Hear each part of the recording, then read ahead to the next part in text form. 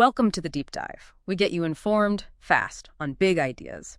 Today, we're looking at something really deep, an ancient concept. How ultimate justice, perfected free will, and getting rid of sin completely are all tied together. We want to understand how our sources see true, lasting peace happening for, well, all of creation. Okay, let's unpack this vision. Yeah, and the source material we're drawing from, it gives a pretty unique angle on this. It's a big picture, a grand framework where divine judgment isn't, just about settling scores.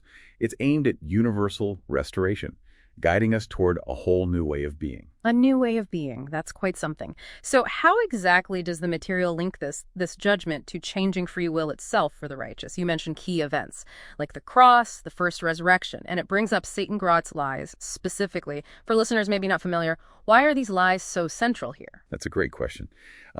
Satan Garot's lies, in this context, they represent those core deceptions about God, about his character, his justice.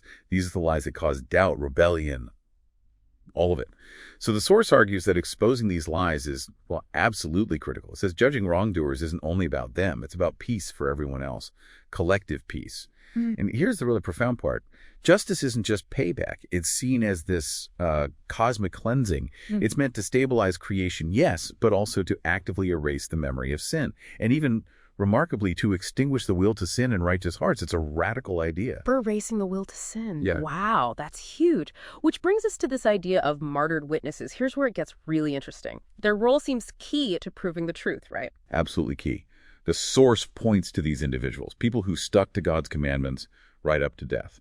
Their resurrection, called the first resurrection, isn't just, coming back to life. It's presented as this powerful, undeniable proof of truth.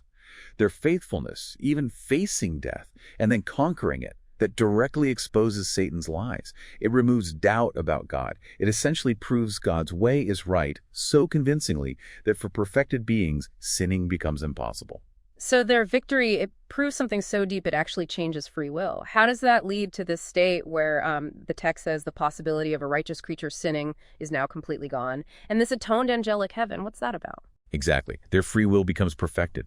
They've seen it all, the horror of sin, the absolute goodness of God. They're not robots. They freely choose right. But now that choice is, you could say, locked in, unchangeable, incorruptible. And it's not just for humans. This extends to angels too. So an atoned angelic heaven means even angels who once could rebel reach this state. Perfected free will, no possibility of sinning, ever. That's the basis for universal permanent harmony. Okay, and for those who don't follow this path, there's a final judgment. The lake of fire is mentioned, described as absolutely irreversible. Could you explain the Great White Throne judgment in this picture? How does it lock down this removal of sin, especially with Satan Garot being imprisoned in the abyss? Right, the Great White Throne judgment is portrayed as the final, definitive moment of judgment for all the unrighteous. Everything's laid bare. Final sentence is given.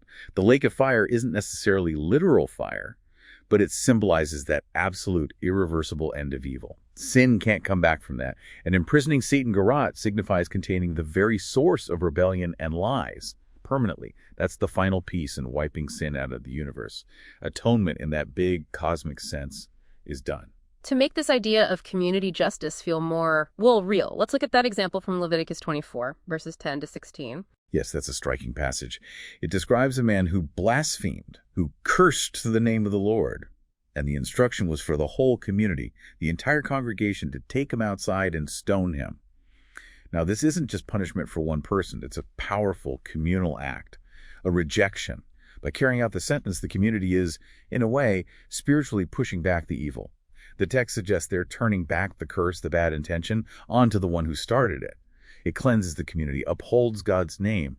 This ancient, very physical act mirrors the cosmic principle, purging sin from the collective. So what does this all mean? When you pull all these threads together, the proof of God's love, exposing lies, changing free will, the final judgment, it paints a picture where universal peace comes directly from this divine justice and revelation, making sin impossible forever. It really does. And this raises an important question for you, the listener, to think about. If the ultimate perfection of free will means you actually lose the possibility of sinning, how does that change how you think about choice, about responsibility? And what does that imply about the nature of perfect, lasting peace? That's definitely something to chew on, a profound vision. We hope you'll keep reflecting on this deep connection between justice, freedom, and ultimate peace long after our deep dive ends.